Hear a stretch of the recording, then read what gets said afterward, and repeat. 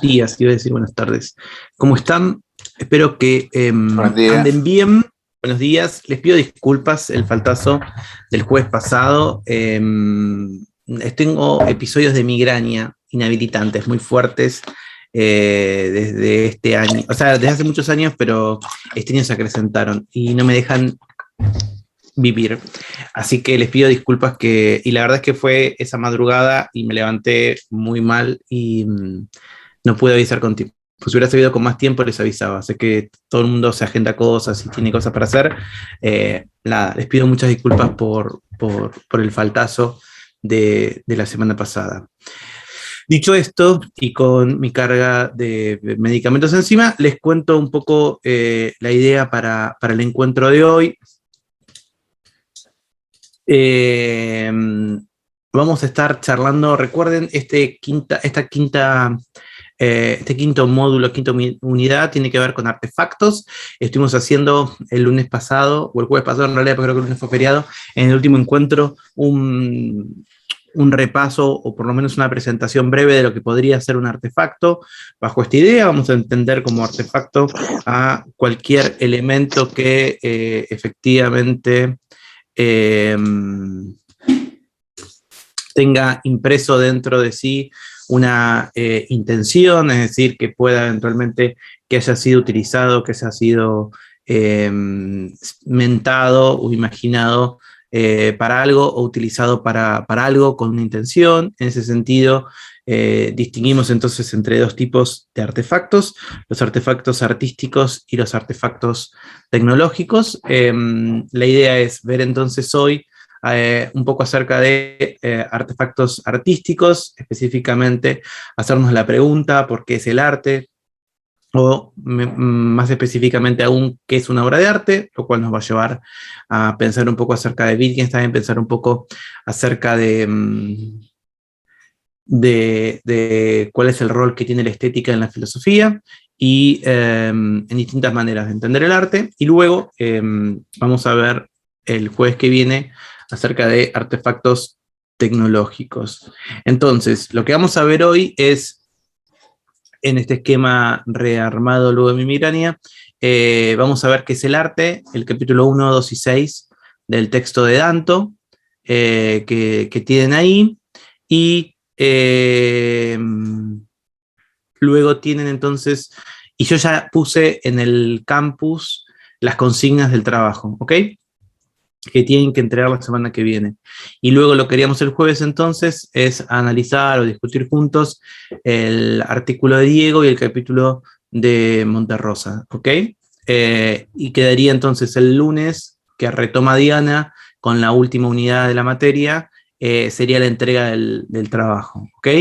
Yo ya puse más o menos, creo que hice bien, lo programé ayer, para que ya en el campus a partir del jueves que viene puedan entregar el trabajo hasta el lunes a las 10 de la mañana, ¿ok? Eso es un poco lo que habíamos pensado. No sé si tienen preguntas, dudas o algo, digamos, más administrativo, o puede ser de otra cosa. Muy bien, venimos bien. Yo solo quiero agarrar, esperen un segundo que agarro el libro de Danto que no lo tengo en mano. Denme un segundo.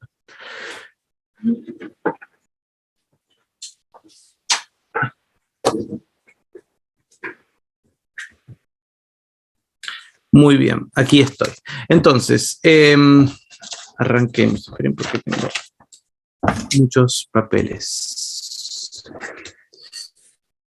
Y recuerden que mi nombre es Tomás Almacedón, se dejé esto por las dudas. Imagínense esto. Imagínense que nos invitan a la inauguración de la nueva muestra del Malva, supónganse, del Museo de Arte Latinoamericano aquí de la Ciudad de Buenos Aires. Si son porteños o pasaron por Buenos Aires o viven en Buenos Aires, posiblemente lo conocen. Es el museo con la colección privada de Constantini, ¿ok? No sé si alguna vez fueron a una inauguración de una muestra, es medio chetongo, tenés que ir bien vestido, va gente de la alta cultura, gente como nosotros también, pero en general es un gran evento y estas muestras, nada, suelen tener justamente una curaduría especial, digamos, suele estar ahí la persona que lo curó, suele mostrar, bueno, qué es lo que quiso mostrar, cuál es el recorte que hizo, que está tratando de explicar. Ok, ustedes van ahí, medio de invitados, y se enfrentan, nada, y van acompañando la muestra, imagínense que la curadora, imagínense que es una mujer, y la curadora dice, bueno, les voy a hacer un recorrido por la muestra. Entonces, bueno, primera sala, miren, tienen este gran cuadro, el cuadro se llama Israelitas cruzando el Mar Rojo, que justamente lo que está tratando de explicar es este momento tan especial en la formación de la identidad, no sé qué sé yo, de la religión judía, lo que empieza a contarte la curadora. Acá lo que quiso hacer Aldorfer es justamente expresar la angustia, pero también las dualidades de este pueblo que estuvo caminando por el desierto, que empezó a caminar por el desierto y que fue expulsado de Egipto. La gente mira, ¿viste? Se siente muy emocionada, ¿no? Por este cuadro. Acompáñenme que vamos a la segunda sala. En la segunda sala dice, miren, es este cuadro que está acá en el medio, se llama El ánimo de Kierkegaard, es justamente una mirada muy personal a la mente, a los tormentos de este filósofo francés, es un cuadro justamente un lienzo pintado totalmente de rojo, que lo que nos está mostrando acá es, bueno, toda la angustia, toda esta presentación, el nacimiento del existencialismo. Ustedes que como yo están estudiando filosofía dicen, mirá cómo me conmueve este cuadro todo pintado de rojo. Realmente es increíble, qué momento espectacular. Van a la tercera sala y dicen, bueno, mirá, tenemos el tercer cuadro de esta gran muestra que les estoy mostrando, se llama La Plaza Roja, es una declaración política sobre Rusia, sobre sus gobernantes, sobre la historia del país. Es justamente un lienzo pintado de rojo y lo que está tratando de mostrar es la pasión, pero también la sangre y el espíritu del pueblo ruso y toda una historia de conflictos y bueno, qué sé yo, hay alguien ruso ahí que se pone a llorar, será que llorar, no puedo creer lo que es este cuadro, cómo me emociona. Y bueno, les voy a mostrar el último cuadro, dice la curadora, y eso se llama Cuadro Rojo, y en realidad es una naturaleza muerta, que, bueno, según explicó el autor, es como un acercamiento muy profundo a una naturaleza muerta. Esto vendría a ser justamente, no sé, el corazón o la superficie de una manzana, en una familia que pasó mucho hambre, y la gente también se emociona y no puede creer, perfecto. Entonces pasaron por esta gran muestra. La gente termina y tipo ven el último cuadro y todo el mundo aplaude, se emociona. De golpe hay gente que dice, me gastaría millones por comprarme estos cuadros, qué sé yo. Pero bueno, alguien puede decir, pero escúchame una cosa, los 4 cuadros son iguales. O sea, los 4 cuadros son cuadros todos pintados de rojo, ¿no? Entonces, cuando se enfrentan a que alguien dice, che, pero todo bien, ¿por qué son 4 cuadros pintados de rojo? ¿Y por qué hay alguien que está llorando? ¿Por qué alguien está tan emocionado? ¿Por qué alguien dice que gastaría millones? ¿Por qué estamos haciendo un recorrido todos vestidos de gala? Por esto, porque hay periodistas, porque se supone que esto es un evento cultural. Bueno, ¿qué es lo que sucede acá? Sucede un poco el misterio que vamos a tratar de resolver, no digo que vamos a tratar, pero vamos a acompañar a Danto en su resolución, y es ¿qué demonios es el arte? Es decir, ¿por qué estos 4 cuadros rojos, que no son exactamente idénticos, en un rato vamos a ver qué pasa cuando son idénticos, pero que en principio esa descripción de que son lienzos pintados de rojo es cierta, ¿no es cierto? Entonces, la pregunta es, bueno, ¿qué tienen estos 4 trozos de tela pintados de rojo que los hacen tan especial y que los hacen distinto, ¿no? Y esa es la famosa pregunta, ¿por qué es el arte? Y es un poco la pregunta que también guía el trabajo que estuvimos leyendo, que estuvieron leyendo ustedes acerca de Danto, ¿ok? Este es el señor Danto, falleció no hace mucho, a comienzos de siglo, no tiene una tradición filosófica fuerte, no es que sea un filósofo en el sentido tradicional académico, pero como ustedes saben, es muy contemporáneo la idea de que hay que estudiar filosofía para ser filósofo, y él era un crítico de arte y sobre todo un historiador de arte. Si ya leyeron los 3 capítulos que tenían que leer para hoy, y si se coparon y leyeron el resto del libro, van a ver que es un gran erudito, una persona que justamente sabe un montón y cuenta un montón.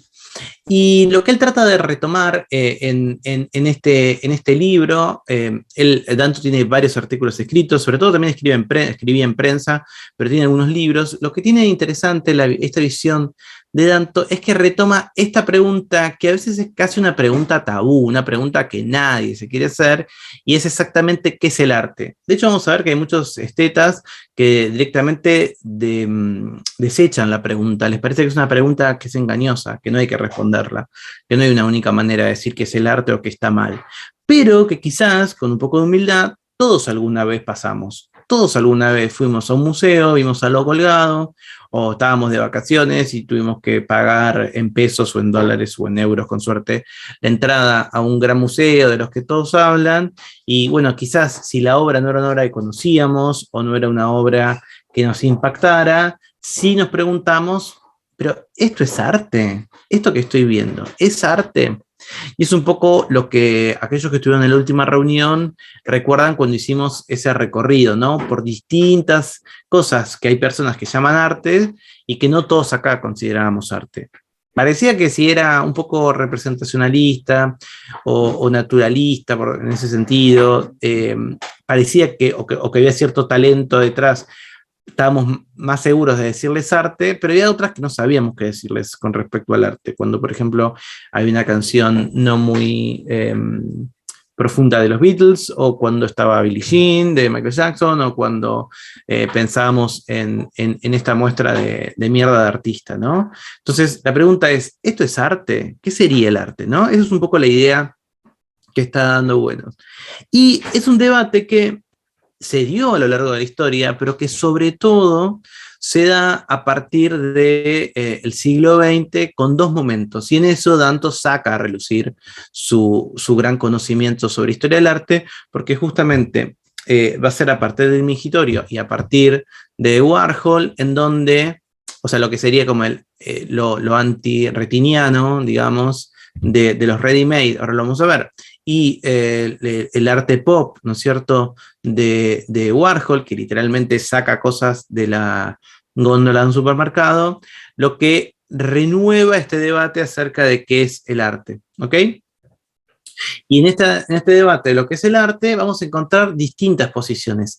A grandes rasgos, podemos decir que las posiciones son aquellas personas que no quieren responder lo que es el arte, que les parece que la pregunta no es correcta, que no es una pregunta que hay que hacerse.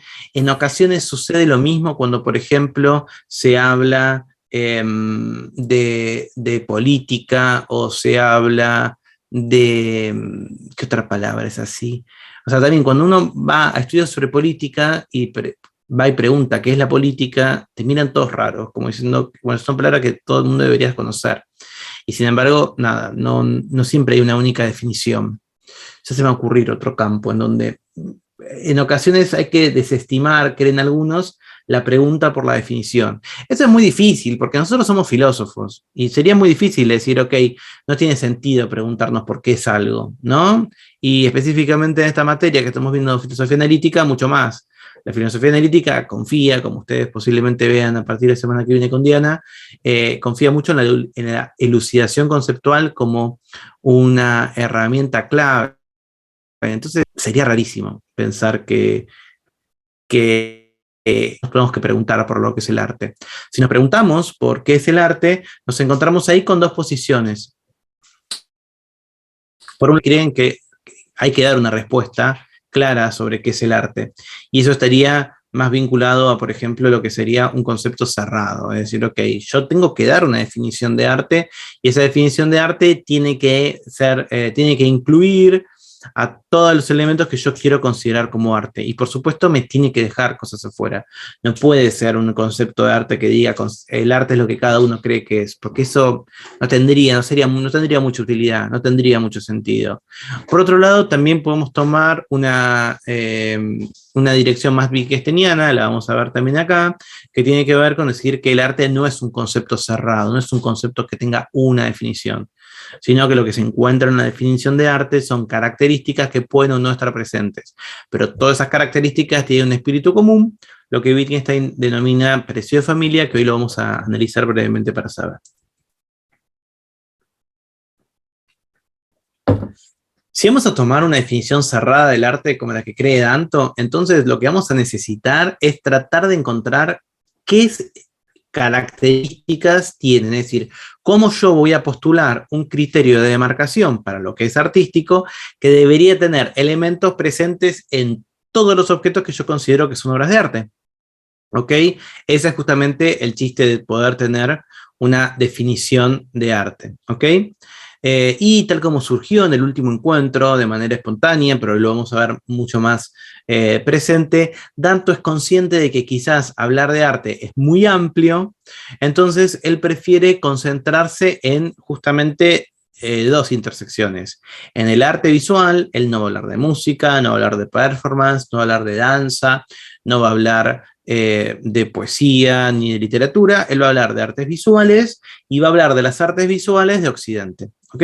Entonces, ese va a ser el recorte que él plantea y a partir de eso va a plantear o va a postular su propia definición de arte, insisto, como este criterio de marcación a qué cosas son arte y qué cosas no son arte. ¿Ok? Y se va a articular a lo largo del artículo dos tipos de preguntas distintas. Por un lado, ¿qué es el arte? O sea, si algo es o no es arte. Y por otro, ¿cómo puedo yo saber si es arte? ¿Cómo accedo a si es arte? ¿Ok? La pregunta va a ser una pregunta totalmente ontológica, que vamos a ver que por un lado va a reflejar cosas cartesianas vinculadas justamente con lo que vimos conmigo en la segunda unidad de esta materia, cuando estuvimos pensando acerca de la posibilidad o no de distinguir entre sueño y vigilia, y luego una segunda pregunta, una pregunta que es epistemológica. ¿Cómo conozco qué es arte? ¿Cuáles son las condiciones para que yo conozca qué es arte? ¿Ok? ¿Por qué es relevante? Porque vamos a ver que hay algunas personas que creen que arte es un tipo de concepto que no todas las personas, al que no todas las personas pueden acceder, que solo pueden acceder a algunas personas que específicamente van a ser consideradas como expertos. ¿Ok?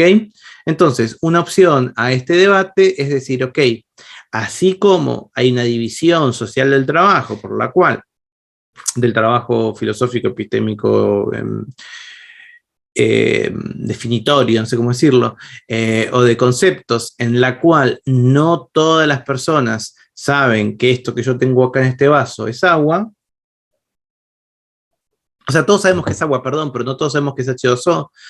La verdad es que yo sé que es H2O porque ya hubo alguien que justamente se tomó el trabajo de analizarlo y postularlo, y yo creo en esa persona está dentro de está institucionalizada en ese sentido, y una división del trabajo, y todo el resto de las personas que no somos, supongo que serán los químicos, no podemos, no tenemos que preocuparnos por si eso es H2O o si es XYZ, ¿ok? Pero ¿no? En el caso del arte podría pasar algo así. Quizás que todos nosotros, no sé la formación de todos los que estamos hoy, de las 30 personas que estamos hoy aquí reunidas, pero si no todos nosotros pensamos que tenemos formación de arte, bueno, quizás alguien vaya a decir, bueno, es una discusión al pedo, que 33 filósofos se junten, o filósofas se junten a hablar sobre arte, porque no es característico o no es la tarea de la filosofía definir qué es arte.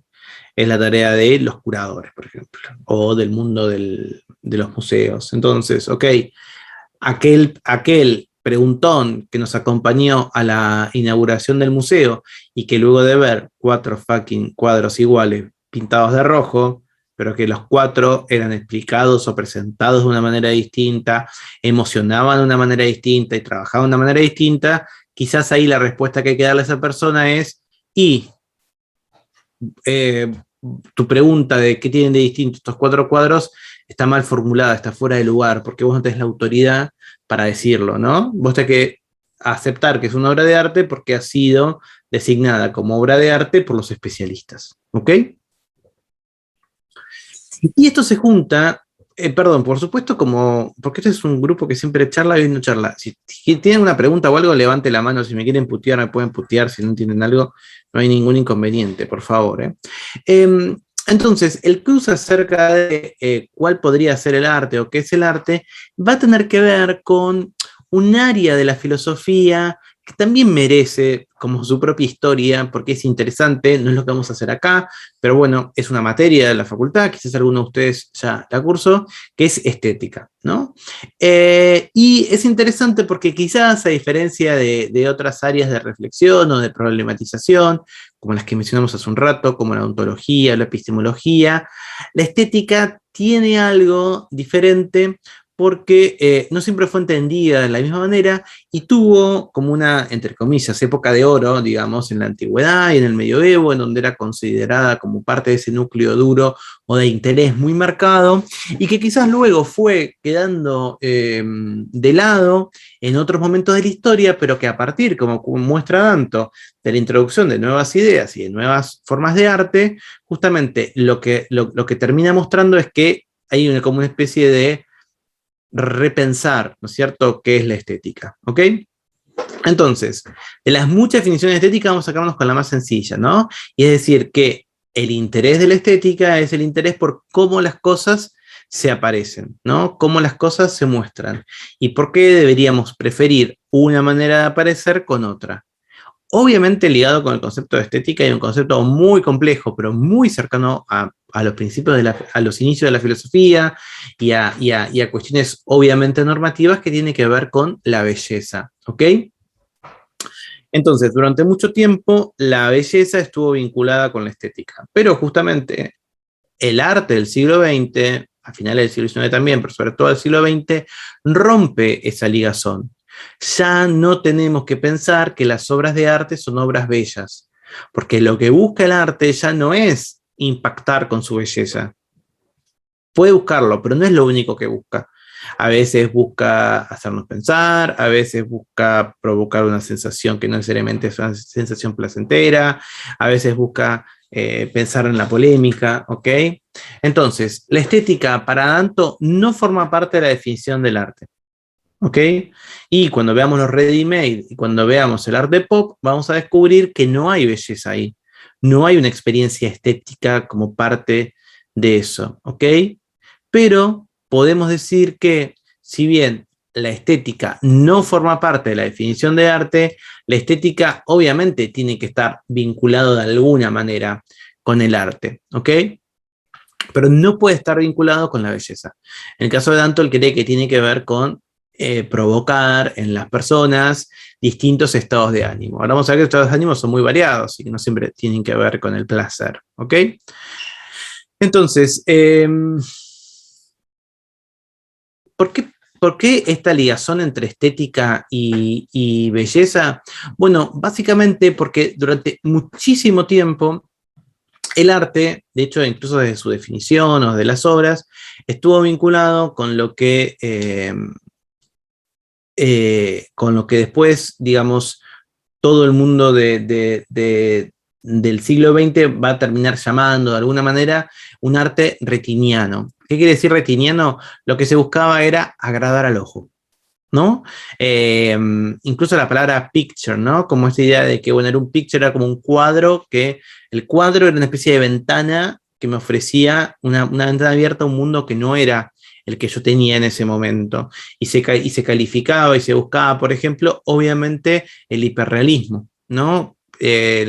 No sé si el hiperrealismo, pero se buscaba el verosímil, vamos a ponerlo así, se buscaba el verosímil, el sentido de que esa figuración que había tenía que sorprenderme, tenía que además yo sentir una suerte de admiración por, wow, mirá cómo logró pintar el campo de manera tan realista que me parece estar viendo el campo. Eso Uy, mirá cómo también, fue. perdón, Sí, ¿puedo decir algo? No, que también, o sea, también cambió con la aparición de la fotografía, ¿no? Porque ahí es como que ya no hay necesidad de hacer los retratos así iguales, que se vieran como una foto.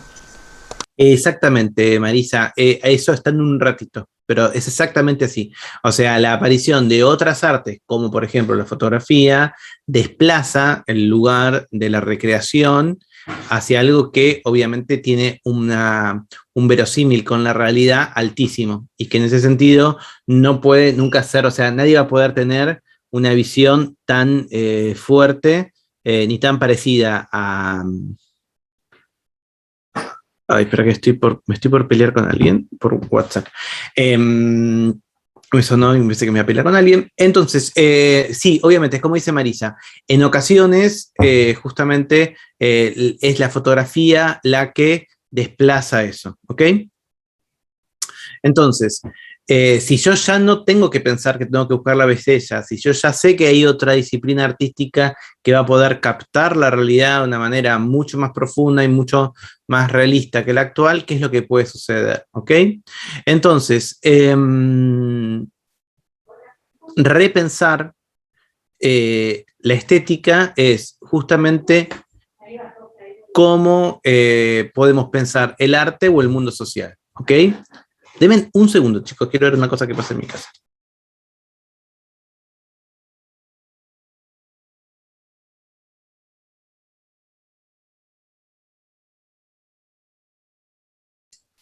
Bueno, muy bien.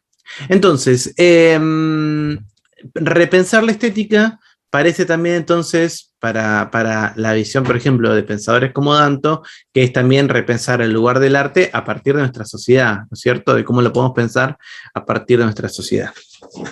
Ahora bien, antes de pensar en posibles definiciones del arte, de qué podría ser el arte, vamos a hacer un mini repaso sobre el segundo Wittgenstein. Yo no sé si ustedes vieron algo de Wittgenstein en otra materia o en otro curso, o no sé si, no creo que este cuatrimestre eh, no lo vieron. Eh, pero en general, digamos, hay un concepto de Wittgenstein, por supuesto, un filósofo austríaco súper complejo. Lo lindo de Wittgenstein es que te puedes encontrar con 5 Wittgensteinianos y los 5 van a pensar cosas distintas. La segunda mirada de Wittgenstein tiene que ver justamente con, hay algunos conceptos que nos interesan para lo que vamos a ver nosotros. ¿Qué es lo que a nosotros nos interesa? Wittgenstein, digamos, en la segunda parte de su obra, lo que él se empieza a interesar es por el uso del lenguaje. Y empieza a descubrir que una visión tradicional para analizar el lenguaje es un tipo de, ¿cómo se llama?, de mirada que no es útil para cómo está presentada, ¿ok? Porque en general se pensaba, Wittgenstein se lo suele justamente pensar o analizar a partir de San Agustín, pero hay otras maneras, es esta idea de que el lenguaje es simplemente poner etiquetas, como si estuviésemos, qué sé yo, retomamos lo que decíamos la vez pasada, el mobiliario del mundo, y lo que hace el lenguaje es justamente poner etiquetas. Ahora, Wittgenstein rechaza eso, ¿ok? Wittgenstein justamente lo que plantea es que tenemos que pensar de otra manera la forma en que se da la comunicación y esta complejísima relación entre el lenguaje y mundo. Obviamente una relación que los que hicieron filosofía del lenguaje lo saben y los que hicieron quizás incluso lingüística u otro tipo de materias también lo van a saber, ¿no? Entonces, en general, el error que se comete, piensa Wittgenstein, es pensar que hay etiquetas para las cosas, ¿ok? Y que esas palabras, las palabras que usamos para todos los días, que son simplemente etiquetas, tienen una correspondencia uno a uno con algo de la realidad, con algo del mundo. Wittgenstein justamente rechaza eso y cree que los significados no pueden estar muertos adentro de un diccionario, sino que los significados tienen una cualidad, una naturaleza porosa y transformable, inmutable, ¿ok? Entonces, no puedo analizar el significado de algo remitiéndome a a un órgano muerto o a un objeto muerto como es el diccionario, sino que lo que tengo que hacer es justamente entender el significado a partir de un juego de lenguaje.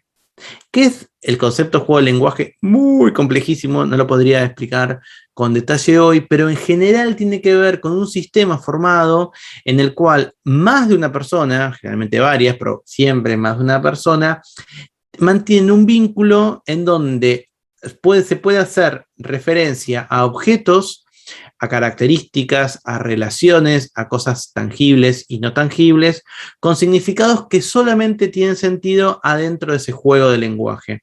¿Ok?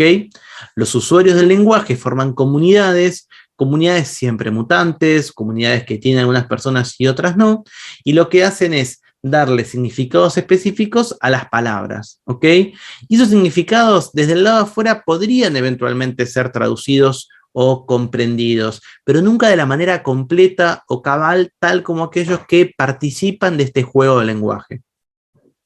Un ejercicio que, por ejemplo, yo siempre recuerdo que hace Samuel Cabanchik, el titular de la otra materia, de la otra cátedra, perdón, de fundamentos, él siempre trata de pensar, bueno, ok, ¿cuál es la definición de pelota? ¿No? Y trata de retomar lo de los alumnos, de las alumnas, que piensan que es una pelota. Y vas a ver que la manera en que uno empieza a definir lo que es una pelota es difícil, porque alguien puede decir, bueno, la pelota es, qué sé yo, no sé, algo redondo. Bueno, no, qué sé yo, la pelota de básquet, de rugby no es redondo. Ok, algo que es de cuero, no, mirá, la pelota de básquet es de plástico. Es algo pequeño, ¿no? Hay pelotas tipo pequeñas como la de tenis y pelotas grandes como la de básquet, por ejemplo, que estuvimos nombrando así, o no sé si alguna vez fueron a un gimnasio y hay esas pelotas gigantes con las que tipo, te tiras para hacer ejercicio o para hacer fuerza, o las pelotas que usas para yoga o para masajes, o por algo postural que son gigantes. Alguien puede decir, bueno, las pelotas sirven para juegos de competencia, y alguien puede decir, no, mirá, qué sé yo, tirar la pelota contra un frontón, como hacemos cuando somos chicos, estamos aburridos, también es una pelota. Bueno, hay distintas maneras de definir algo que nos parece tan común como una pelota, ¿ok? Entonces, lo que indica este tipo de juegos, o lo que trata de indicar Wittgenstein con esta idea, es que la definición de un objeto no tiene solamente que ver con la materialidad de lo que hace referencia, sea tangible o no sea tangible, sino que tiene que ver justamente con los vínculos que se forman, ¿no? Con el vínculo que se da en esta comunidad, que en general se la llama comunidad del juego del lenguaje. Ahora bien, ¿qué significa que yo encuentre por definición juegos de lenguaje?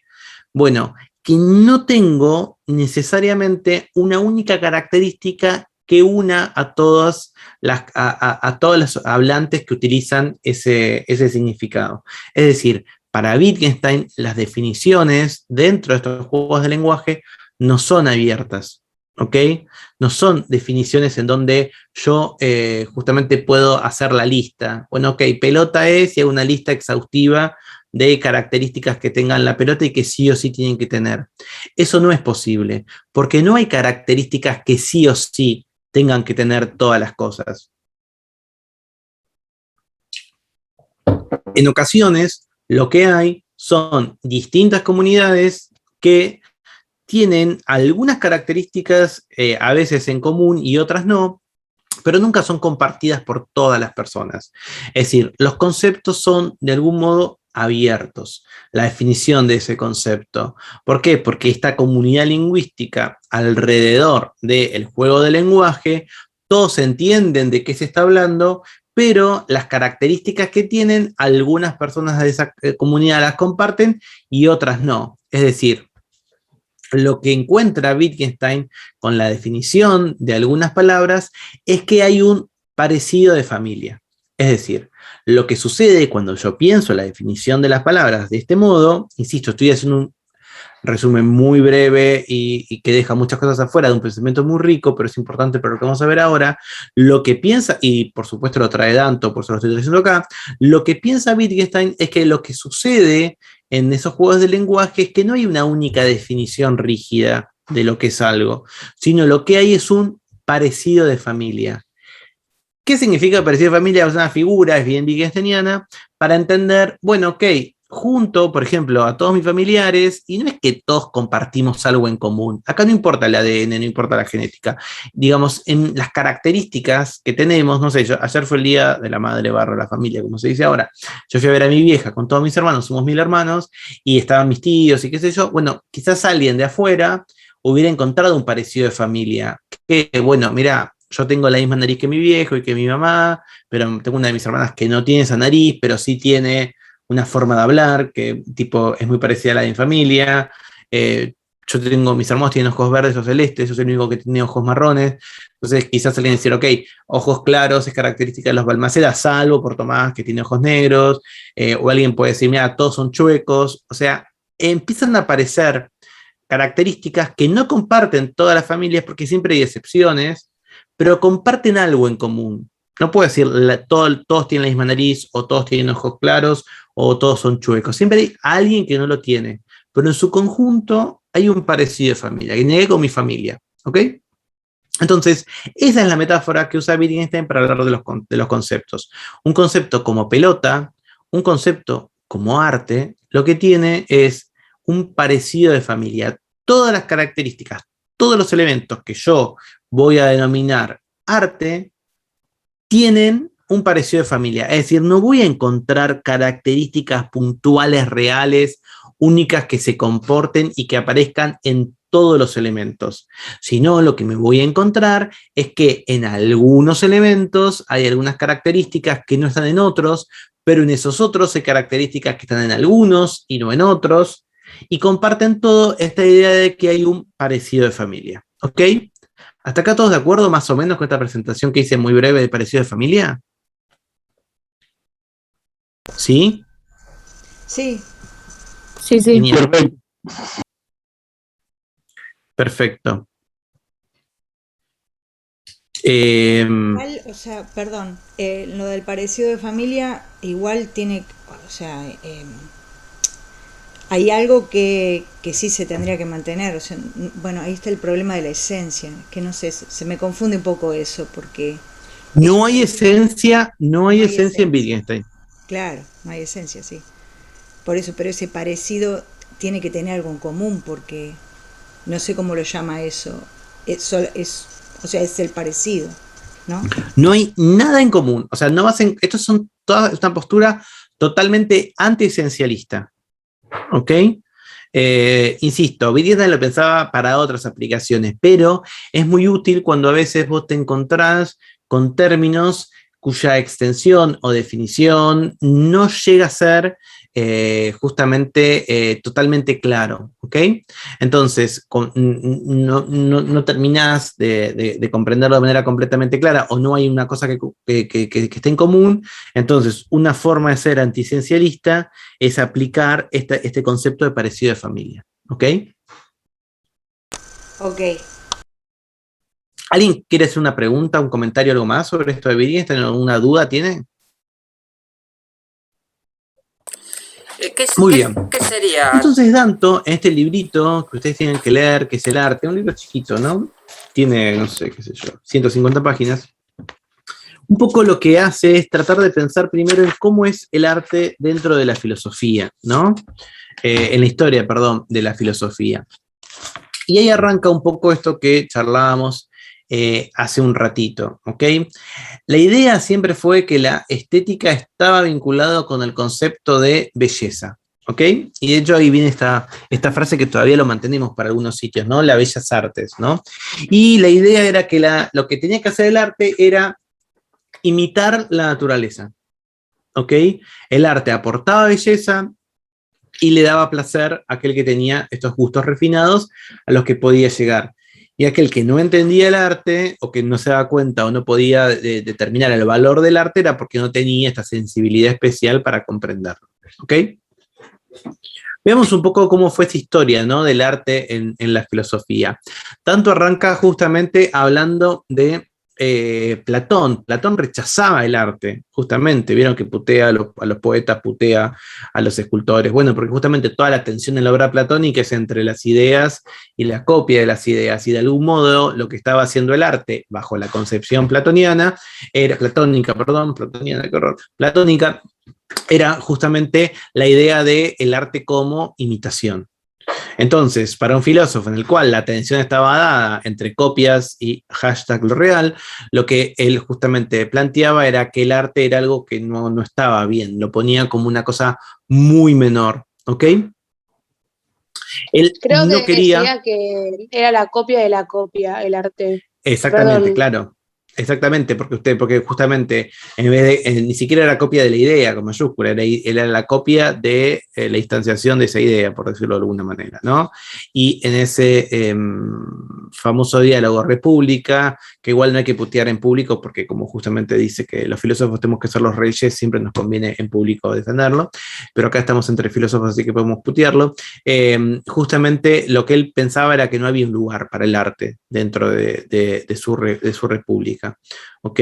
Entonces, Platón vinculaba el arte justamente con la imitación. Pero insisto, es una idea que quedó muy pregnante, porque lo que se buscaba después y el tipo de arte que se elogiaba era el arte que imitaba la naturaleza. Y eso, recuerden, estamos acompañando en esta reflexión a Danto, que le interesaban las artes estéticas visuales, es muy pregnante y quedó muy duro. De hecho, es el día de hoy que quizás elogiamos una escultura cuando se nos parece, ay, mirá, no sé, yo estoy mucho en Twitter y cada por aparece el tweet que dicen, mirá esta escultura que parece que es de mármol, pero parece que refleja cómo se dobla una seda en el cuerpo de una persona, ¿no? Como que, bueno, nos sigue sorprendiendo o generando elogios o sorpresa cuando el arte imita tan parecidamente a la realidad, ¿no? Eh, y Aristóteles no tenía el concepto negativo que tenía Platón de las artes, pero justamente seguía pensando que había justamente imitación. Y recuerden que Aristóteles de alguna manera es el primero o el que más fuertemente condensa esta idea de lo catártico, ¿no? De que también, además de la poesía y de las pinturas, a Aristóteles le interesaba mucho esta idea de la representación de las obras dramáticas, ¿no? Y esta propuesta justamente catártica de que, ok, si yo puedo recrear las escenas de cosas que sucedieron o que pueden suceder, cumplen una función dentro del espectador, ¿ok? Y de vuelta esta idea en el Renacimiento de que lo que les contaba recién, ¿no? Mirar por un cuadro es mirar por una ventana. Es como si abro una ventana, veo, no sé, qué sé yo, una naturaleza muerta y hay, no sé, una pera, una manzana y una ánfora con vino. Estoy viendo ese cuadro y es casi como que estuviese abriendo una ventana y viendo la casa de alguien, ¿no? Obviamente en Hegel el arte es central, Hegel mucho más impresionado por la música, ¿no? Que estos otros dos filósofos, y el espíritu justamente está en la filosofía, en la religión y en el arte. Y tal como contaba recién Marisa, la aparición de la fotografía desestabiliza esta idea de la copia, de la imitación. ¿Ok? Porque entonces yo ya tengo otra disciplina que puede hacer, encima de manera mecánica, reproducciones muchísimo más fieles de la realidad. Entonces es a partir del siglo XX en donde se empieza a resquebrajar la idea de que el arte tiene que ser un vehículo para la belleza, podría ser un vehículo para otra cosa. Es ahí en donde entra entonces en crisis las definiciones de qué es el arte. ¿Ok? Entonces, tres maneras de entender el arte tal como aparece en el texto que estuvimos viendo. Por un lado, el arte como un concepto abierto, ¿ok? Y es Waits justamente el que toma estas ideas de parecidos de familia o de juegos de lenguaje para hablar de arte. ¿Qué es lo interesante? Que justamente va a poder encontrar una manera de incluir muchísimas cosas que son arte, pero que no tienen características comunes, ¿ok? Que no tienen una misma esencia, para decirlo de alguna manera. Ahí marco porque me parece interesante la página 47 de la versión que vimos, en donde nos encontramos con distintas formas justamente de antiesencialismo, para poder decirlo. Dice, bueno, Waits no habla sobre artes visuales, sino sobre literatura, ¿no? Si bien existen grandes diferencias entre las obras las novelas, perdón, de Jane Austen y de James Joyce, la historia del arte visual parece aún más abierta, mucho más en realidad, sobre todo si observamos, dice Danto, los cambios que comienzan con Manet, hasta por ejemplo las señoritas de Avignon de Picasso. Más aún, en las artes visuales, las tradiciones artísticas de distintas culturas fueron englobadas en lo que he llamado el mundo del arte, que engloba todas las obras de arte de museos del mundo. A la luz de los cambios en las adquisiciones de los museos, ¿qué precisa para definir a un objeto como obra de arte? ¿Ok? Bien analítico. Ok, agarro el catálogo de compras que hizo el museo, no sé, un museo europeo en el siglo XIX o de exposiciones, y agarro después la lista de compras que hizo en el siglo XX. No encuentro nada parecido. ¿Qué es lo que tienen parecido si todos están adentro de un museo? No hay una característica única que defina por qué se compró una cosa o con otro. ¿Cómo se consigue que algo empiece a formar parte del mundo del arte? En Estados Unidos, a los negros y a las mujeres se les negó el derecho al voto durante mucho tiempo y por lo tanto se les privó de los derechos. Sin lugar a dudas, esto se basaba en la extendida creencia que los trataba de seres inferiores, aunque de hecho no fuera más que racismo y sexismo. En última instancia, los negros, apoyados por los blancos, fueron capaces de ayudar a otros negros para reclamar sus derechos civiles. La brutalidad televisiva para todo el mundo puso fin a la resistencia del sur. Años más tarde, en 2008, la batalla por la nominación demócrata a la presidencia se libró entre un negro y una mujer. La raza y el sexo se habían convertido en algo jurídicamente irrelevante.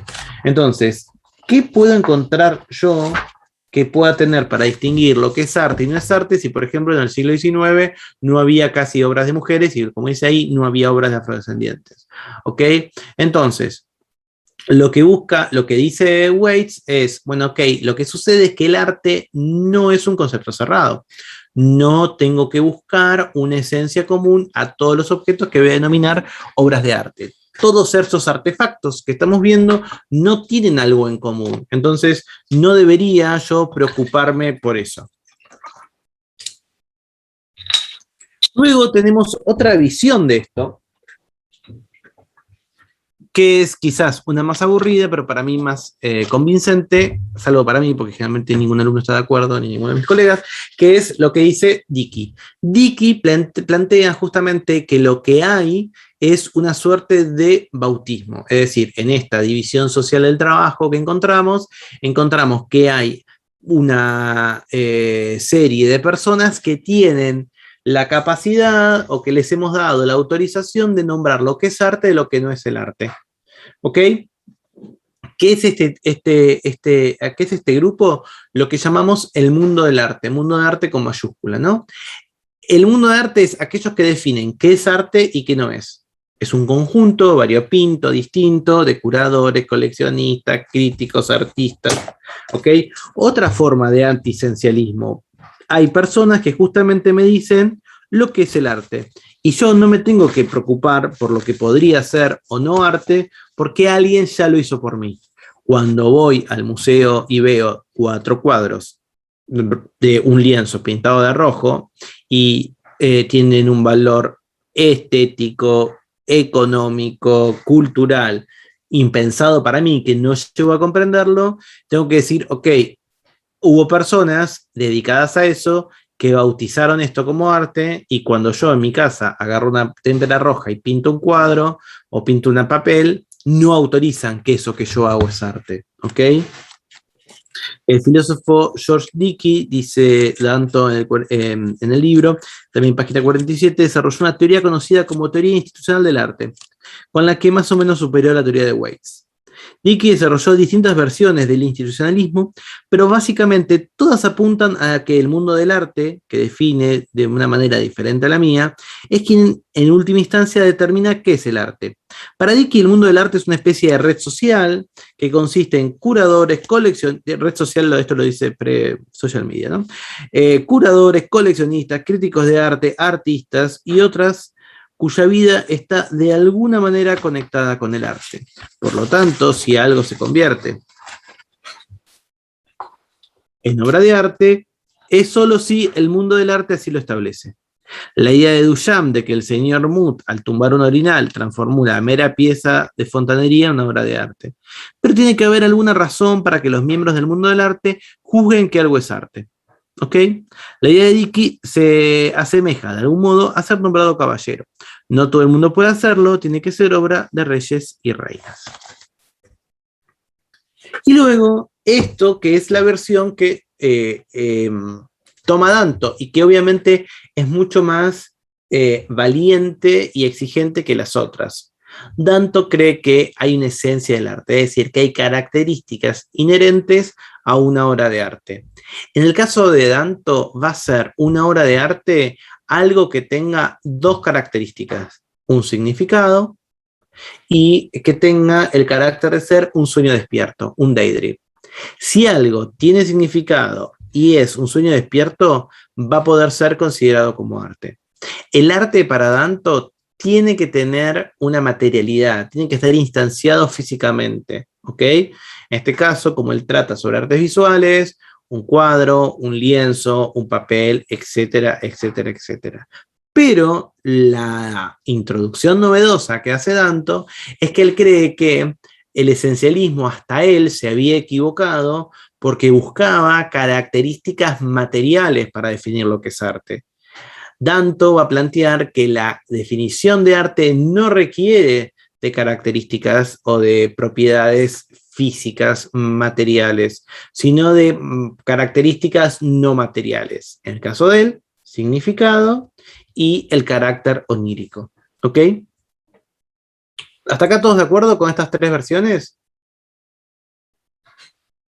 Muy bien.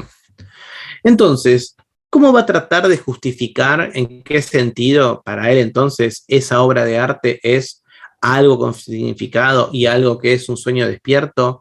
Recuerda tres momentos centrales para verlo. Por un lado, lo que sucede con Duchamp, ¿ok? Y esta famosa obra discutida hasta el hartazgo, problematizada hasta morirnos, que es el supuesto el migitorio, ¿ok? En este urinal, a una obra a una muestra, él lleva un migitorio, lo da vuelta, le pone esa firma de R.Mut 1917 y justamente lo trata como una obra de arte. Segundo momento es justamente todo lo que sucede en la década del 60, sobre todo en los Estados Unidos, con un tipo de arte que rechaza la imitación de la naturaleza. En este caso, el arte conceptual, el arte minimalista y lo que conocemos como arte pop. Y finalmente, la idea warholiana de que la obra de arte puede ser algo indistinguible de lo real, pero que es otra cosa. Y aquí están entonces las famosas cajas Brillo, ¿ok? Las cajas Brillo son justamente toma de de la góndola de un supermercado, un producto que es un jabón como unos paños de jabón para lavar los platos, hace reproducciones que en principio son muy difíciles de distinguir de las reales y decide que eso es arte. ¿Ok? Entonces, la pregunta que sigue dando vueltas a partir de justamente los ready-mades, a partir de el arte pop y a partir de las cajas Brillo, es justamente si en el arte vale todo, pero no todo puede ser arte, ¿qué carajo es el arte? ¿Qué demonios es el arte? El primer capítulo de Danto, de qué es el arte, justamente va a tener mucho de los ecos de lo que estuvimos viendo increíblemente en la segunda unidad conmigo, cuando estuvimos viendo a partir del conocimiento la duda cartesiana, y se acuerdan ese segundo argumento que trae Descartes, justamente sobre la imposibilidad de distinguir entre sueño y vigilia. Para Danto, lo que hay es un rechazo a esta idea retiniana imitativa.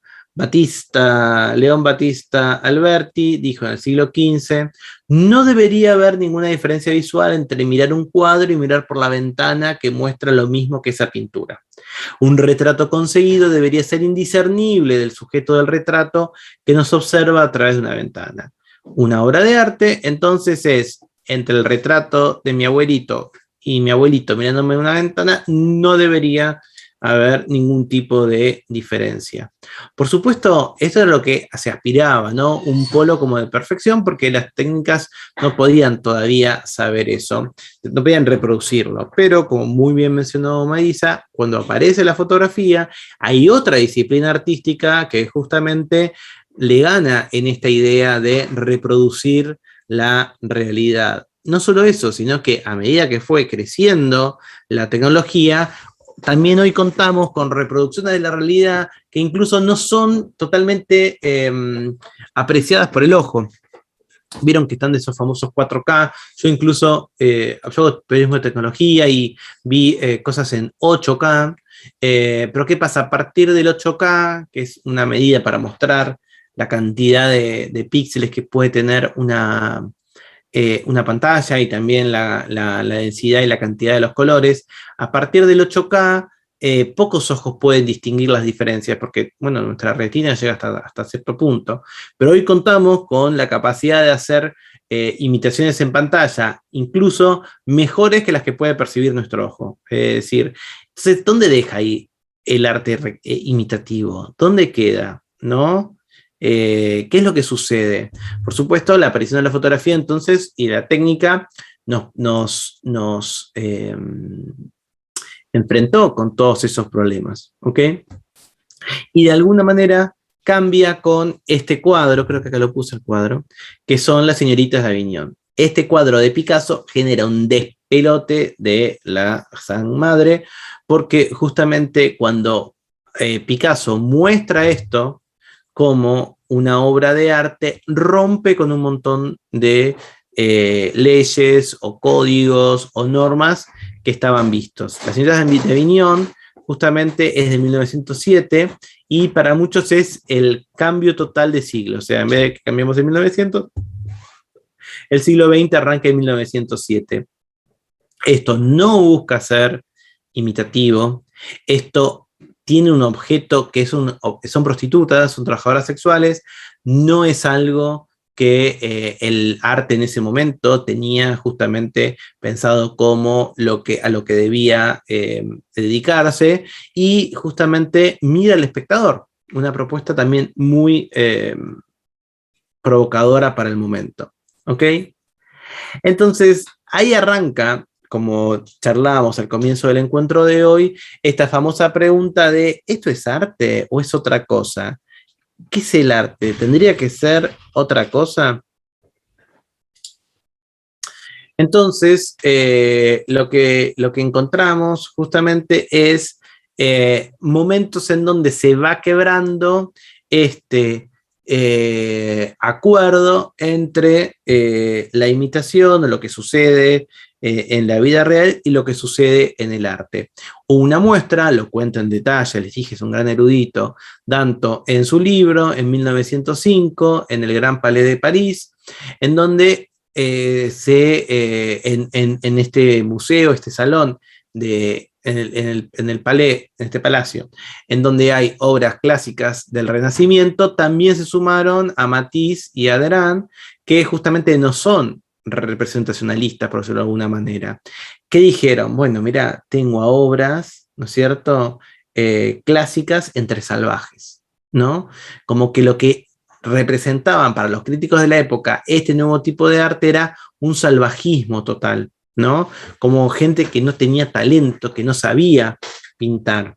Lo mismo sucedió con esta obra, que se acuerdan que hace una semana cuando charlamos, hicimos la encuesta, todo el mundo dijo que le parecía que era arte, pero en su momento generó una gran controversia y una gran repulsión por un montón de motivos. De vuelta, está mirando al espectador, como estamos acostumbrados, a ver si tengo otra obra, como estamos acostumbrados en realidad a desnudos en donde la protagonista mira, digamos, no a los ojos al espectador. Luego aparece una mujer afrodescendiente, en este caso una esclava, que también no era considerada un objeto o un elemento que debía estar en un cuadro, como que no era digno de estar en un cuadro, ¿no? Fíjense que está con zapatos en la cama, que está desafiante, que está deseosa. todas características que hicieron que este cuadro, que incluso alguien podría decir, bueno, pues una mejor técnica, o nadie acá podría decir que no sabe pintar, revolucionó las cosas, ¿ok? Y justamente todo termina de suceder en Estados Unidos, en Nueva York, perdón. Nueva York tuvo toda una política que a grandes rasgos a veces se la llama de imán, ¿no? Y es invertir muchísimo y hacer muchísimas políticas para que el arte contemporáneo del siglo XX se desarrollara allí, ¿no? Y bueno, arman una muestra de modernismo y un crítico directamente pregunta, ¿pero de qué habla ese cuadro? ¿Cuál es el tema del cuadro? Y hoy podemos decir, bueno, son una pregunta vieja, ¿no? Así como hay gente que descarta la idea de, ok, ¿qué es el arte? Hay gente que descartamos la idea de qué trata el cuadro. Bueno, simplemente se rompe ese lazo entre que la imagen tenía que ser como lo que estamos buscando. Un cuadro así no es sobre algo, ¿ok? O no es sobre algo en el sentido de que no tiene por qué estar representando específicamente un escenario o una naturaleza muerta o un retrato. Son nuevas maneras en donde el arte se va expresando y nos obliga a repensar qué va a ser el arte, ¿ok? El problema de la abstracción, tal como presenta Danto, tiene que ver con que hay más de una manera de hablar de abstracción. Y él lo desarrolla como dos tradiciones apropiadas para el siglo XX. La abstracción europea, que es natural, es decir, que está justamente, sí, inspirada en escenarios, objetos reales, y una abstracción que él llama totalmente pura, que tiene que ver con el surrealismo. Es decir, cuando realmente lo que se está buscando no tiene que ver con esto que quizás podemos decir, bueno, tal vez es una cueva o está inspirado en una sierra, sino la búsqueda de cosas completamente diferentes, ¿no? Distintas.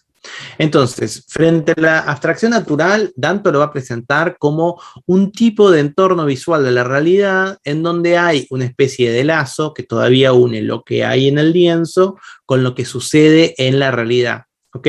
Entonces, ya no quiero imitarlo, pero sigue estando inspirado.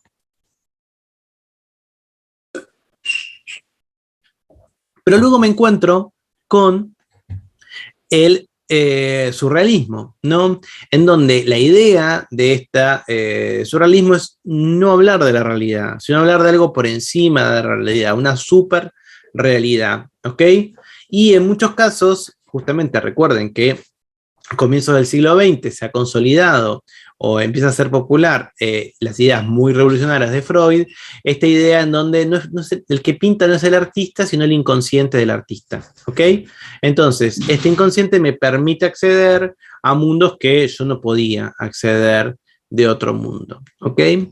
Es a partir de la primera década, la segunda década, 1910, del siglo XX, en donde este tipo de, ¿cómo se llama?, de arte empieza a establecerse. Insisto, el proyecto o la iniciativa Imán trata de que todo esto empiece a suceder en los Estados Unidos. Entonces, aparecen estas obras. Yo les recomiendo leer qué es el arte con Google al lado, con la compu al lado, para poder ir buscando, porque quizás como yo no sabe mucho de arte o de ciertas tendencias, si no lo puede ir viendo. Pero vamos viendo cómo primero se rompe este lazo con la reproducción de la realidad, y luego empiezan a aparecer la idea de que, bueno, no tengo que usar necesariamente acrílicos o pinturas, sino justamente objetos de todos los días. Y ahí, dentro de este recorrido, Danto va a hacer hincapié en dos momentos históricos, dos obras muy particulares: el Migitorio de Duchamp y luego el arte pop de Warhol. ¿Por qué le interesa eso? Porque él cree que nadie negaría, incluso la gente que no le gusta, nadie negaría que eso es arte, pero no parece tener ninguna de estas dos obras, ninguno de estos dos momentos, características materiales iguales a los cuadros que venimos viendo hasta ahora, incluso cuando no representaban la realidad. ¿Qué es lo que hace Duchamp? Duchamp rechaza la idea del arte retiniano, no quiere hacer cosas bellas, ¿ok? Entonces, para Duchamp, que es, digamos, uno de los representantes máximos del dadaísmo, lo que tenía que hacer el arte no era reproducir belleza, porque estábamos en un mundo sin belleza. El dadaísmo es una respuesta a la Primera Guerra Mundial, ¿ok? Entonces, él crea un nuevo concepto artístico que es lo que se denomina ready-made. En inglés algo así como listo, ya listo, o sí, listo en este momento, algo así. ¿Ok? ¿Qué eran los ready-made? Cuando vos, en vez de comprarte ropa con un sastre, e ibas y te mandabas a hacer, estamos hablando, recuerden, primera década del siglo XX, te mandabas a hacer un saquito, una camisita, un pantaloncito, te tomaban las medidas y luego te lo traían. Los ready-made es la manera en que hoy todos, casi todos creo acá, consumimos ropa de manera tradicional. Vas a un local y ya está hecho el jean, ya está hecho la remera, ya está hecho el saquito y te lo pones. Hay más o menos un par de talles, te pueden quedar más o no. Yo tengo panza y soy bajito, o sea que toda la ropa que tiene la circunferencia de mi abdomen no tiene mi altura, o sea que bien podría tener un sastre, aunque no lo tengo, pero el ready-made toma eso, ¿no es cierto? Ya está listo para ser usado. Duchamp trabaja junto con el dadaísmo la idea de ready-made en el arte, es decir, tomar objetos que ya están listos y transformarlos en artísticos por una suerte de pase mágico, por decirlo de alguna manera, que es justamente llevarlo a un museo, llevarlo a una galería, mostrarlo. Insisto, no se trata de algo retiniano, no se trata de algo bello, sino todo lo contrario. Él literalmente agarra un migitorio, que es donde las personas que tenemos pene hacemos pis, paradito, en Puan hay varios, y lo pone algo como pues un urinal, una cosa vinculada o tradicionalmente vinculada con algo asqueroso, feo, lo lleva al mundo del arte. ¿Y qué hace Warhol? Warhol crea justamente dentro de las obras revolucionarias, dentro del arte pop, las cajas Brillo. ¿Cuál es la idea? Las cajas Brillo es su versión de lo que diríamos las Brillo Boxes, es decir, objetos que justamente estaban en un supermercado, en el mundo cotidiano, eran estos trapitos con jabón para limpiar, y lo que hace es toma una de estas Brillo Boxes que estaba en el supermercado, que las fueron diseñados, pero no por alguien que consideraríamos un artista como un artista Warhol, sino por un diseñador gráfico, un diseñador industrial, las imita, las hace en madera. La idea de Warhol es que sean indistinguibles, que no se puedan distinguir a primera vista, y las exhibe como arte, ¿ok? Son lo más parecido posibles. Nosotros conocemos las Brillo Boxes, pero también hizo de Kellogg's, de Heinz, ¿viste? El ketchup, la mayonesa que usamos. Esa fue la idea warholiana. Tomo elementos del cotidiano de vuelta, tal como hizo años antes Duchamp. No vuelvo a reproducir el arte retiniano, sino que lo que busco reproducir es aquello de todos los días, pero Warhol no toma la caja Brillo o la Brillo Box y la pone en una galería, sino que agarra la caja Brillo para reproducirla. ¿Ok? Entonces, vamos a tener en ese sentido, dice Danto, una suerte de piedra roseta, en donde enfrento el lenguaje del arte con el lenguaje cotidiano de todos los días. ¿Qué es lo que plantea Danto a partir de estos dos elementos? Que si yo quiero ser esencialista en el arte, tal como quería ser Dickey, el problema que tiene las posturas antiesencialistas o las posturas que recogen conceptos abiertos como el wittgensteiniano para el arte, es que no terminan de satisfacer a las personas. Las personas les parece que un concepto abierto es como una solución perezosa para un problema real.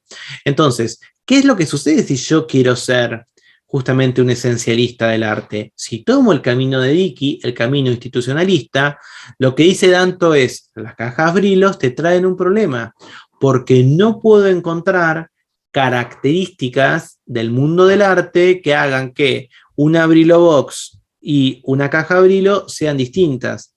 ¿Qué diferencia hay si en principio la propuesta warholiana es que no haya diferencias visibles, materiales, entre lo que encuentro en el supermercado y lo que encuentro en una galería? ¿Qué pasó? ¿Qué es lo que sucede? Para Danto eso es complicado. Para Dickey no es complicado, porque simplemente dice, ok, lo que hizo el mundo del arte es que dijo, esto es arte y esto no. Pero para Danto eso es difícil. ¿Y por qué cuesta encontrar definiciones esencialistas de arte? Para Danto, porque el error que se ha cometido es que se ha puesto el acento en que haya justamente diferencias o características materiales, físicas, cuando deberían ser otras. ¿Ok? Entonces, ¿qué es lo que Danto trae como conclusión o como idea a partir de estos dos casos? Por un lado, que para Danto la primera característica del arte es que tienen un significado. ¿Qué significa esto? Que son acerca de algo, tratan sobre algo. ¿Ok? Ese significado está dentro de estas obras de arte. Hubo algo que quiso decir Duchamp cuando agarró el migitorio de una ferretería y lo llevó a una galería. Hubo algo que quiso hacer Warhol cuando tomó una Brillo Box del supermercado y creó sus cajas Brillos. Hay algo ahí. Ahora, eso que hay, eso que quisieron explicar, no es material, pero necesitan de materialidad. El significado no es material, pero toda obra de arte tiene materialidad. En ese sentido, podemos pensar que las obras de arte son significados encarnados. Tiene que haber un embodiment, tiene que haber para tanto una materialidad, ¿ok? Y en eso dice, por eso se equivocaron los esencialistas tradicionales. Buscaban características físicas cuando las características que definen el arte no son físicas, pero necesitan una fisicalidad para poder expresarse. ¿Ok? Entonces, la pregunta por el arte no tiene que ser buscar elementos comunes, tiene que encontrar otra manera de encontrarlo. ¿Ok? No puede haber belleza, no puede haber mímesis, no puede haber abstracción. Warhol nos permite contar lo que no se veía del arte, que tiene que ver con justamente algo que es un significado encarnado. En ese sentido, la visión de Danto es reflotar a Warhol como una especie de protofilósofo, filósofo Van Lalet, porque nos está diciendo algo muy profundo acerca del arte con sus obras. ¿Ok? Ahora, hay otro problema. Hubo un hombre, James Harvey, que fue quien creó la caja Brillo. Es decir, las Brillo Boxes existían porque este hombre, que era un marketinero, o alguien venía del mundo del diseño publicitario, perdón, no marketinero, del diseño publicitario, creó justamente ese logo tan lindo, esas cajas tan lindas, esto que sería justamente arte comercial. ¿Ok? Entonces, las cajas Brillo, lo que encontraste en el súper, son arte. Las Brillo Boxes de Warhol son arte, pero en otro sentido, ¿ok? Porque tienen otro significado que es diferente. Una es considerada arte en este sentido del arte de los museos, el arte de las galerías. En otro momento de la historia diremos del alto arte. Y las Brillo Boxes de James Harvey son arte comercial, arte de góndola, ¿no es cierto? Que no podría ser nunca podría estar puesto en un museo, ¿no? De la misma manera que las Brillo Boxes. Ahora, entre las de Harvey y las de Warhol, no hay diferencias en la experiencia visual que yo tengo. Sí hay una diferencia en ese significado. Y en ese sentido aparece la segunda característica que tienen para Danto la definición del arte, que son sueños despiertos. Son encarnaciones de esos sueños. En inglés se llama daydream, ¿ok? Es una diferencia que, por eso les decía, recuerda nuestras primeras clases hace 2 meses atrás, en donde está de vuelta la distinción entre sueño y vigilia cartesiana. No podemos distinguir la obra de arte de Warhol de la obra de arte comercial de Harvey. ¿Ok? Entonces, para ir retomando y si quieren ya abriendo espacio de preguntas o para seguir charlando acerca de esto. ¿Cómo se enriquece el problema, la definición de arte? Para Danto, justamente los ready-made de Duchamp muestran que el arte es filosóficamente independiente de la estética. La estética, cuya búsqueda de la belleza, puede ser parte de las obras de arte, pero no de la definición de arte. Y por otro lado, las Brillo Boxes de Warhol lo que muestran es que las diferencias entre aquello que es arte y no es arte no puede ser material.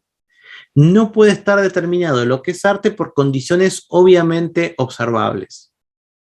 Y les traigo para cerrar otro debate que es interesante, que quizás tuvo más consecuencias luego de la muerte de Danto, pero es interesante, que es lo que hizo Haltén. Haltén lo que hizo fue reprodujo como una obra de arte para sí mismo luego de la muerte de Warhol, nuevas cajas Brillos, ¿ok? Esas cajas Brillos eran la copia de las Brillo Boxes de Warhol, que a la vez estaban inspiradas por las cajas de Brillo de Harvey. ¿Qué es lo interesante? Que hoy hay todavía todo un mundo del arte que no termina de distinguir las Brillo Boxes originales de Warhol de las de Halten. ¿Cuál es el problema? Que en realidad tenés materialmente tres tipos de cajas dando vueltas en el mundo. Las Brillo Boxes que salen $3, las cajas Brillos de Warhol que pueden costar millones de dólares, más al comienzo del encuentro hoy hablábamos del Malva. Bueno, el Malva tuvo una exposición sobre Warhol y trajo algunas Brillo Boxes, y hay otras cajas Brillo que son justamente de Halten, que ni son las de Harvey ni son las de Warhol, pero que son también consideradas artes y muchas veces confundidas por las warholianas, ¿ok? Porque era parte de la obra que quiso hacer Halten.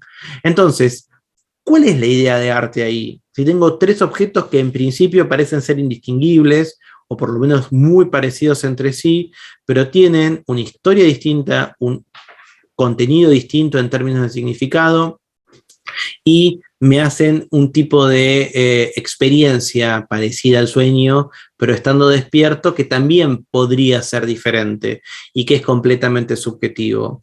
En términos de definición del arte, no puedo pensar que son las tres materialmente idénticas, porque debería haber algo que es distinto, que es diferente, ¿ok? Entonces, Danto trae esta idea de que la definición del arte no podría estar basada en características materiales, tendría que estar basada en algo más, quizás en esta definición justamente de contener un significado no material, pero basado en algo material, y no poder ser distinguido la realidad de un sueño, ¿ok? Él habla de esta característica entonces onírica que tendrían las obras de arte. El arte entonces es una especie de sueño despierto, de daydream, en donde no tengo límites, el arte no debería tenerlos, pero lo cierto es que no sueño cualquier cosa. Eso también es interesante lo que trae Danto. Yo sueño a partir de lo que conozco, algo que también estaba en Descartes. ¿Te acuerdan que una de las preguntas que le podemos hacer a Descartes, en uno de los exámenes, no me acuerdo de qué alumno, alguno de ustedes lo puso, ¿no? Como que quizás esta distinción entre vigilia y sueño es rara porque los sueños sí se basan en algo que parece que es real. Tiene entonces esta característica de que el sueño despierto nace de algo real y no hace falta estar dormido. Es un sueño estando despierto y que por lo tanto lo puedo compartir. ¿Ok? Entonces, Danto rechaza una idea del fin del arte que él trajo en obras anteriores, que no es lo que pensó en la última parte de su vida. Y nada, de vuelta, piénsenlo, sobre todo en términos de la guía. Si eligen la pregunta de Danto, recuerden que las diferencias entre lo que es arte y no es arte no pueden ser visibles. Tienen que ser cosas que no sean visibles, ¿ok?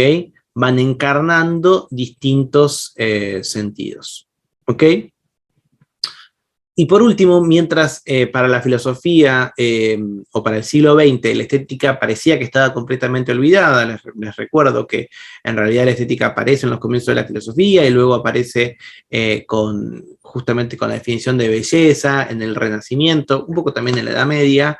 Recuerden que de golpe la estética vuelve a estar en el centro de escena y es de vuelta un tópico caliente o un tema caliente para la filosofía, porque esos ready-made de Duchamp también tienen una incidencia interesante en la definición del arte. No son estéticos, son anestéticos, se oponen a cualquier tipo de placer retinal, no buscamos que sean lindos, no buscamos que nos impacten con su belleza, y justamente terminan de desarmar lo que ya estaba en crisis, por ejemplo, con la aparición de nuevas técnicas o nuevas disciplinas como la fotografía.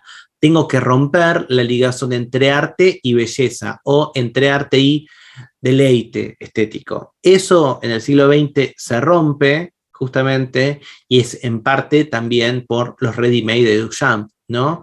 Justamente la idea de que puede haber arte sin estética y que puedo pensar en arte y estética como cosas separadas, aunque obviamente hay partes en las que se juntan. Pim pum, bueno. eso es un poco la idea de qué es el arte, ¿no? Traer este debate acerca de la definición de arte, y creo que el texto de Danto lo hace muy bien y justamente lo presenta de una manera que me parece que es atractiva y obviamente, bueno, elige los casos que a él le interesan. Pero bueno, también es un texto que me gusta dar en fundamentos porque sobre todo el primer capítulo creo que es bastante justo en su definición o en su exposición sobre justamente las teorías esencialistas o las teorías anti-esencialistas, ¿no? Ya sean dantianas o no dantianas. Muy bien, luego de este recorrido por la definición del arte, no sé, ¿tiene alguna pregunta, alguna duda? Tomás, buen día. Sí, ¿cómo estás, Facundo? Son dos consignas, ¿no? Son dos consignas, ¿estamos hablando de la guía? Sí, el trabajo que hay que hacer para Sí, hasta el lunes. desarme una sobre Danto y otra sobre, o sea, uno sobre artefactos estéticos, otro sobre artefactos tecnológicos. Cada una tiene tres incisos, tienen que responder una de esas dos, las que ustedes elijan, en 1500 palabras, más o menos. Perfecto, gracias. Lo tienen que responder para el lunes que viene a las 10 de la mañana, ya están puestas en el campus. ¿Tienen alguna pregunta, alguna duda? Una pregunta, Tomás. Obvio, Néstor, decime. En cuanto a la respuesta en las consignas, ¿podemos también explayarnos nosotros de nosotros mismos, lo que pensamos que es el arte, qué es lo que nos provoca y todo eso? O sea, ajustándonos... Sí, o sea, yo voy a evaluar que estén las cosas que pregunto. Sí. Cualquier cosa que quieras contar, no hay problema. Soy bastante laxo. También, si en vez de 1500 palabras son 1700, tampoco me voy a morir. O sea, los voy a putear internamente, pero como no estoy habilitado a putearlos, nunca se van a enterar. No, porque me han preguntado la otra vez, me pasé un poquito, no estoy súper extenso. Como siempre les digo, pero no es para que el muro los lamento, pero bueno, ustedes piensen que siempre fue una materia de 40 alumnos y ahora son 120. O sea, yo corregí otro día 106 exámenes y como saben que ustedes pueden faltar alguno porque lo recuperan, posiblemente termine siendo de 120 alumnos. Hay anotado 150, pero creo que varios se bajaron. Entonces, háganlo de 1700, solo denos un poco de changüí que vamos a tardar un poco más, porque a veces un examen de 1600 palabras o 1700 tardás, qué sé yo, 20, 25 minutos en leerlo y corregir, multipliquen ese tiempo por 60 personas y bueno, eso es todo. O sea que no tengo drama, pero denos un tiempo para agarrar. Justo esta unidad y la que viene con Diana estamos medio corriendo porque ustedes ya después tienen el espacio de los recuperatorios, o sea que nada, siempre para nosotros es eso, y nos gusta mucho mantener la idea de que Fundamentos sea de promoción directa, pero bueno, es una responsabilidad también para ustedes, entonces nada, estamos corrigiendo 6 guías pensando en eso. Contalo, Néstor, no hay ningún problema, perdón que llore, pero después no quiero que me digan, tardaste mucho. Bueno, a veces tardo, nada, qué sé yo, son horas y horas y horas. Sí, no me quejo, pero haga eso. Yo no me refería a extenderme en ese sentido, sino a explayarme en el sentido de que yo quiero, por ejemplo, expresar lo que significa el arte para mí más allá de lo que lo dice, de los autores que tenemos que abordar. Perfecto. Porque por ahí creo que el arte transgrede, es provocador e intenta hacer eso, y también por ahí lo quiero explayar y quizás poner algún ejemplo cotidiano que podemos ver en el día a día. Eso siempre me encanta. Para mí es lo más lindo de hacer una materia, ¿no? Llevarlo a algo, sobre todo fundamentos, que digo, y esta unidad quizás es la más linda. Cuando veamos también el jueves cosas con artefactos tecnológicos, también va a haber muchas opiniones, creo yo, y ideas, y eso está bueno. A veces hay otras materias, otras unidades de esta materia más complicadas de correlacionar o de que los involucren, pero creo que justo las 5 es algo lindo. Así que sí, obvio, claro que sí. Y sobre todo que ahora se vienen las noches de los museos en noviembre, así que estamos en esa víspera. Pueden ir con el libro de Danto. Más o menos, sí. ¿Qué es arte? ¿Por qué estas 5 telas son arte o no? Pero obvio, claro que sí. Sí, bueno, gracias, Tomás. No, por favor. Bueno, ¿alguna otra pregunta? Pablo, sí. Sí, Tomás. Mira, yo te quería preguntar 2 cosas con respecto a Danto. O sea, en general, digamos, me gustó mucho la definición que da, dónde se entra la cosa, me gustó mucho lo de significado encarnado, eh, digamos, y lo de sueño despierto también, pero lo de significado encarnado me pareció muy importante, pero tengo como dos observaciones. Uno que habla de estética solamente como lo bello. Y ni siquiera Platón habla de estética solamente como lo bello, digamos, ¿no? Y en Aristóteles lo bello no sé si es central, digamos, la belleza, porque él habla del teatro y habla de la comedia, donde se representan personajes peores que nosotros, o sea, como que ni siquiera, o sea, no sé hasta dónde ni siquiera en la estética más clásica es tan central lo bello, y no se refiere a la percepción, a la parte de la estética como percepción, ¿no? Y más o menos tiene que ver con esto lo otro que me parece, o sea, coincido en toda su argumentación, pero no sé si las cajas Brillo son el ejemplo, porque no son iguales. O sea, son más grandes y son de madera y yo hasta en reproducciones, en fotos se ve la diferencia. Y creo que hay un punto que él no nombra nunca, que Warhol las hizo distintas para poder venderlas. O sea, y hay una cuestión de Sí, esteticismo y venta. varias cosas, Pablo, sí. Estoy de acuerdo con vos. Te digo, hago una defensa de Danto, porque creo que lo dice él y yo quise rescatarlo un poco cuando lo presenté, pero a veces soy atolondrado. Primero, con respecto a lo de la belleza, sí, es muy reduccionista lo de la belleza, eso yo lo he discutido mucho con Ricardo Iberlucía, que digo seminarios con él y todo. Uno a veces también lo puede pensar en términos del deleite, que también uno piensa que el deleite es como el gozo, pero el deleite estético quizás es más una característica de lo que busca la, la estética. También es otra manera de pensar que quizás que sea belleza no quiere decir, por decirlo en términos cotidianos, lindo, ¿ok? La belleza de un cuadro sobre la guerra, no me acuerdo cuál es, que hay un análisis muy clásico sobre eso. Bueno, ve gente que está muriendo, gente que está haciendo, tipo, agonizando, y eso es más difícil de decir que es una estética, pero te produce algo del sentido del deleite, no del placer gozoso, sino de algo parecido, pero sí es un término complejo.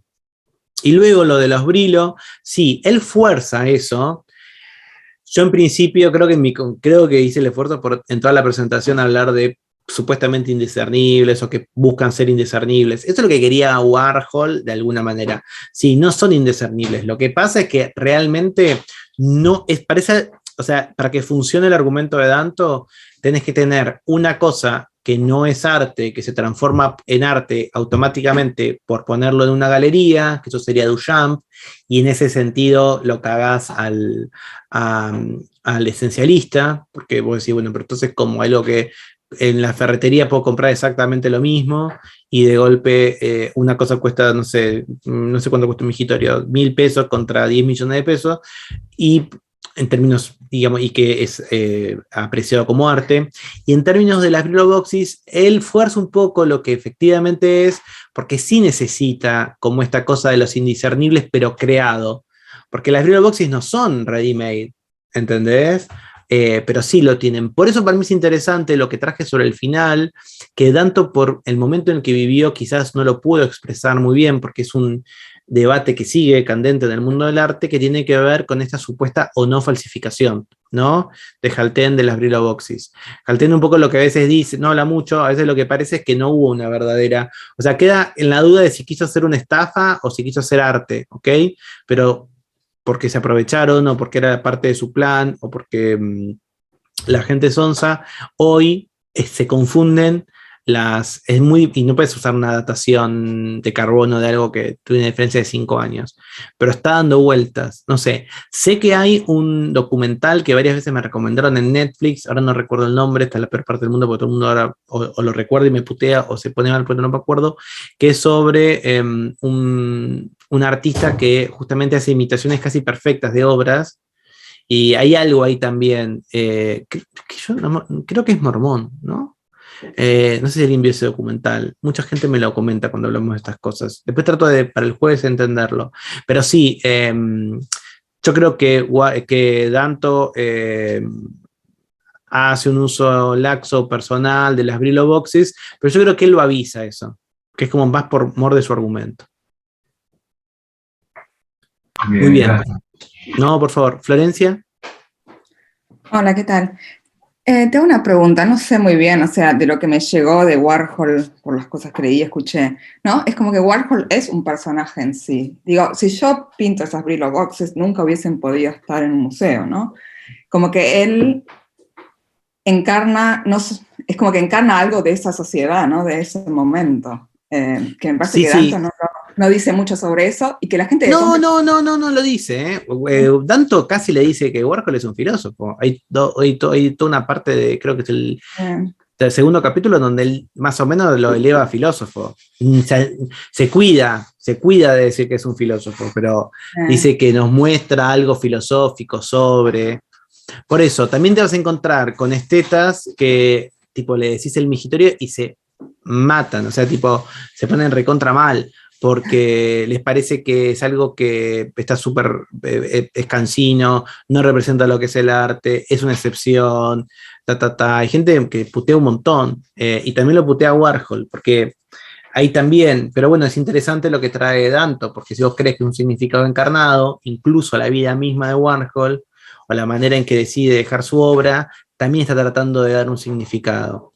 Danto nunca dice que uno pueda captar el significado que quiso dejar el artista, pero tiene un significado adentro. Después también, como todo proceso de significado, depende de quién lo lea y cómo lo haga. Pero yo creo, Florencia, que sí, que Danto, digo, lo tiene en alta estima y trata de justamente explicar bastante del contexto en el que se da, ¿no?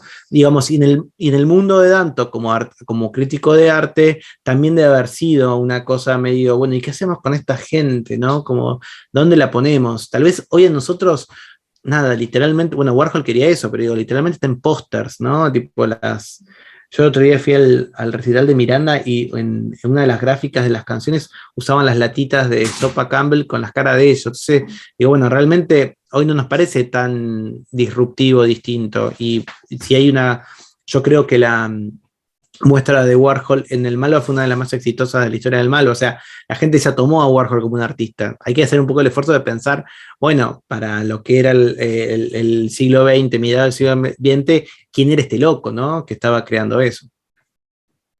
Sí, pero lo que voy es como que había mucha gente, justamente pasaba eso, ¿no? O sea, que querían pertenecer al círculo New York de Warhol, ¿no? Entonces compraban las Brillo Boxes como en un intento de pertenecer a ese círculo, ¿no? Es como que en realidad querían pertenecer a esa realidad del mismo modo que antes miraban un cuadro, y ahí estaría el realismo, ¿no? Del mismo modo que antes miraban un cuadro a través de la ventana, queriendo ir a esa naturaleza, ¿no? O a la intemporalidad de esa naturaleza muerta.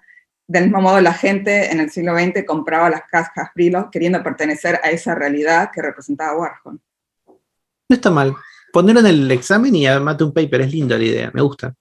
O sea, vos le bajás un poquito, ahora te escucho, Gastón, le bajás un poquito el precio, en buen sentido, a Warhol, diciendo, mirá que no es tan distinto. No digo que le bajes el precio, pero... Es lo mismo, es como la temporalidad, ¿no? Es la misma idea, pero en el siglo XX, ¿no? O sea, otro tipo de esnovismo, me gusta. Sí, para mí es totalmente esnovismo. Bueno, perfecto, me gusta. Coincido con lo que dice Florencia y lo venía pensando, que las Brillo Boxes es como mirar por la ventana, pero ves cajas. Creo que la jornada de estudiantes de filosofía sigue abierta. Mándenlo, las dos, armen una mesa. Yo voy y les aplaudo, virtualmente o presencialmente, pero puede estar buena la idea. Gastón, vos tienes un comentario para hacer, no entendí. No iba a contar una pavada, pero todo el tiempo estoy haciendo un paralelo con el Di Tella, con Marta Minujín y con toda la época de los 60, que acá representó un poco la misma discusión e inició ese debate. Y ahí lo voy a hacer brevísimo por si aporta y porque es súper interesante. Una anécdota que estudié para un laburo que tuve que hacer para teatro, que en el año 68, un artista, que ahora se me va a borrar el nombre, creo que era Alfredo Sama, no, ya me va a venir, que expuso un baño, en una experiencia de 68 se llamaba, ¿no? Expuso un baño que la gente entraba y grafiteaba, ¿no? No tenía la instalación sanitaria que funcionara, pero dentro de todo lo que había, bueno, el gobierno de Onganía manda a censurar esa obra porque alguien había escrito Onganía puto en una de las puertas de los baños, y al día siguiente todos los artistas, el resto de los artistas de esa muestra decidieron, en señal de protesta a esta medida de Onganía, sacar todas las obras suyas de esa muestra a la calle e incendiarlas delante del público. Lo que nació a partir de ahí otro debate, destruir el arte como medida de protesta, súper interesante. Bueno, la tiro porque... Obvio, era Roberto, no sé, nunca sé si es Plate o Plate. Sí, Plate, Robert, perdón. Sí, Plate, me salió como River Plate, como si fuera un chongo de fútbol, sí, Roberto. Sí, obvio. Bien ahí, pero bueno, bien ahí. Solo ahí digo, nada, hoy estoy en defensor de Danto, a quien no me cae tan bien, pero Danto, ahí lo que te diría es, bueno, yo me estoy hablando de arte visual, y ahí hay medio una cosa media perfo, ¿no? En la propuesta de Claro. algún baño para que la gente hable. La Pero bueno, intervención obvio. del arte, Claro, sí, pero como veíamos en la primera encuentro que tuvimos de esta unidad, nada, ahí cada tipo de arte o cada disciplina muestra algo distinto. Total. Perfecto. Muy interesante. Buenísimo. Bueno, ¿alguna pregunta Gracias. más? ¿Alguna duda más? Bueno, muy bien. Entonces, si sale todo bien, nos vemos entonces el jueves que viene, de 10 a 12, vamos a estar concentrándonos en el texto de Lorer y el de Monterrosa, y si tienen preguntas o dudas acerca de la guía, recuerden, tienen que elegir una de las dos preguntas, me las hacen, o eventualmente siempre está abierto el campus para que yo les responda, usan el correo electrónico, ¿ok? Tomás, ¿nos podrías repetir tu correo, por favor? Mi correo es mi nombre y apellido, Tomás Balmaceda, que es con B larga y C, @gmail.com. Bueno, muchas No gracias. tengo drama en que me consulten todo por ahí. Sí, recuerden que solo tienen que subir sus exámenes o sus guías al campus, porque es la manera en la que nosotros podemos tener. Y sé que yo estuve lento en pasar la lista para la justificación del trabajo. Alguien ahí tuvo razón. Prometo que ni bien termina, o sea que el lunes ya lo envío. ¿Ok?